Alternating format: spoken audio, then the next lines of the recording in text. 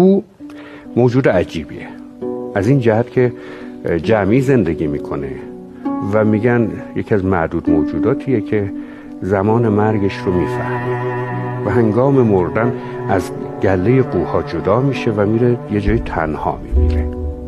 نکته دیگر اینه که میگن قو موجودی است که یک بار در عمرش جفت انتخاب میکنه.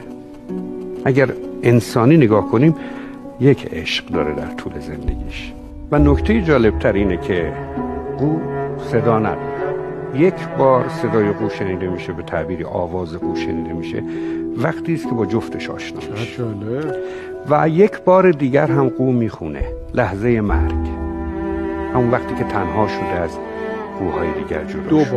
دو بار آواز قو، لحظه مردن و لحظه عاشقی. در واقع تعبیر میکنیم ما انسان ها که لحظه مرگ انگار اون یاد عاشقانه رو باره گل میکنه. میخوام بخونم یه نکته دیگر هم بگم.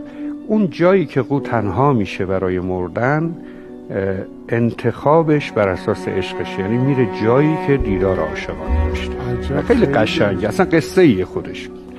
شنیدم که چون قوی زیبا بمیرد، فریبنده زاد و فریبا بمیرد.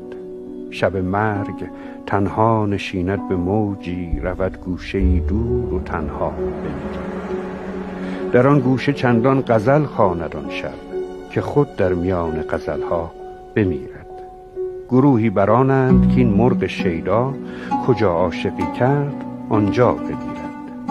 شب مرگ از بیم آنجا شتابد، که از مرگ غافل شود تا بمیرد. من این نکته گیرم که باور نکردم، ندیدم که قویی به صحرا بمیرد. چو روزی ز آغوش دریا برآمد، شبی هم در آغوش دریا بمیرد. تو دریای من بودی آغوش واکن، که میخواهد این قوی زیبا